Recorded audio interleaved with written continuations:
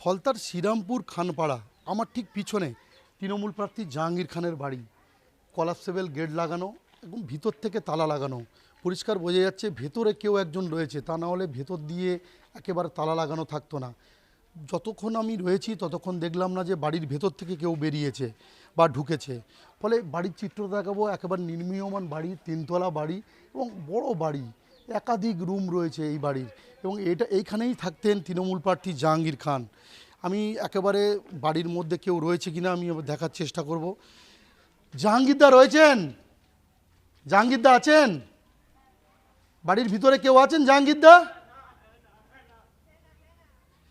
একাধিকবার ডাকলাম, কিন্তু ভেতর থেকে কোনো সাড়া শব্দ পাওয়া গেল না। আমি আরেকবার চিত্র দেখাবো। এটাই কিন্তু জাহাঙ্গীর খানের বাড়ি, এখানেই থাকতেন। এই কলাপসেবল গেট দিয়ে ভেতরে ঢুকতেন তিনি, এবং এই বাড়ি থেকে বেরিয়ে ভোটের সময় গত 29শে এপ্রিল তিনি তার দলীয় কার্যালয়ে তিনি বসে থেকে ভোট পরিচালনা করেছিলেন। এবং আজকের পুনর্নির্বাচন কিন্তু সকাল থেকে শুরু হয়ে গেছে, ভোট চলছে নির্বিঘ্নে, কিন্তু জাহাঙ্গীর খানের দেখা নেই। কোথায় গেলেন জাহাঙ্গীর খান?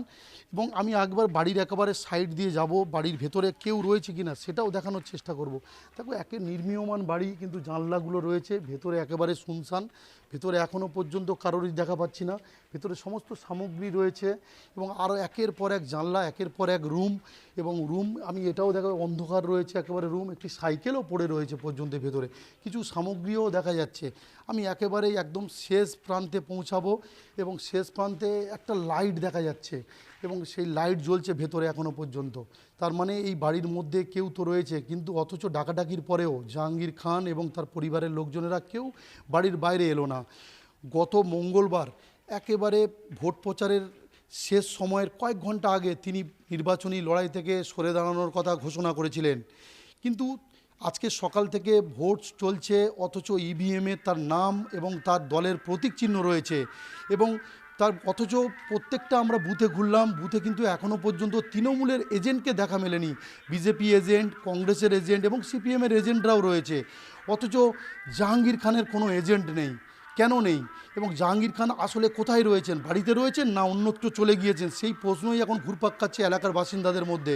তবে এই ভোটে গত 29শে এপ্রিল তিনি এই পাশের বুথেই তিনি কিন্তু একেবারে সন্ধ্যে 6টার ঠিক কয়েক মুহূর্ত আগে ভোট দিতে এসেছিলেন।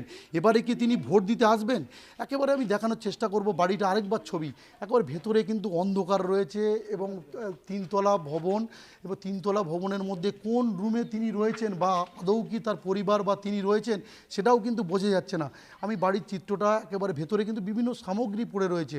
আমি আরেকবার সামনের দিকে যাওয়ার চেষ্টা করব, গিয়ে জাহাঙ্গীর খানের কোনো লোক বা কোনো সঙ্গী বা পরিবারের লোকজনদের পাওয়া যায় কিনা সেটাও আমি দেখার চেষ্টা করব। আমি ক্যামেরা পার্সনকে বলবো সামনের দিকে ঘুরে দেখাতে। একবার জাহাঙ্গীর খানের গাড়ি কিন্তু বাড়ির সামনে দাঁড়িয়ে রয়েছে, অর্থাৎ যদি বাড়িতে থাকেন তাহলে কিন্তু এই গাড়ি বাড়ির সামনে দাঁড়িয়ে রয়েছে, এবং যদি না থাকেন তাহলে তিনি কোন গাড়িতে করে বেরিয়ে গেলেন বাড়ি থেকে সে প্রশ্নই কিন্তু দেখা দিয়েছে।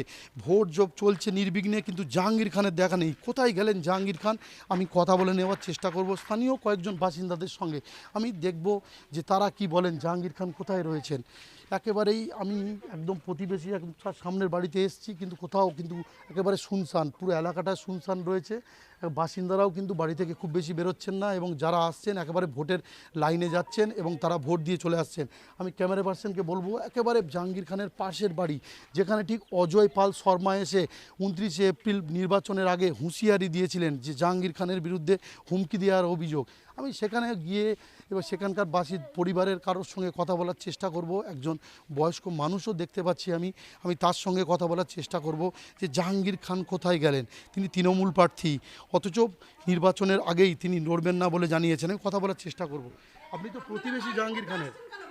আমরা জাহাঙ্গীর খানের প্রতিবাসী কেন? আমরা তো আমরা এখানকার বাসিন্দা আমরা। হ্যাঁ, এবং জাহাঙ্গীরদার কি কোনো এখানে রয়েছেন বা? আমি বলতে পারবো না বাবু, আমি এসব কিছু বলতে পারবো না। আপনারা ওখানে গিয়ে খোঁজ নেন, ওখানে নিয়ে জিজ্ঞাসা করুন। একটা প্রার্থী এইভাবে বাড়িতে নেই, প্রার্থী আমরা বলতে পারবো না।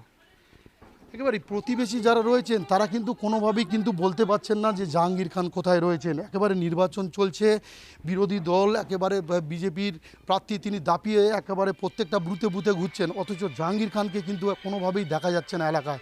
তিনি কোথায় গেলেন এবং ভোটের আগে তিনি কি পালিয়ে গেলেন, এবং সেই প্রশ্নই কিন্তু উঠছে। ফলতা থেকে ক্যামেরায় সৌভিকের সঙ্গে শুভেন্দু হালদার, TV9 বাংলা।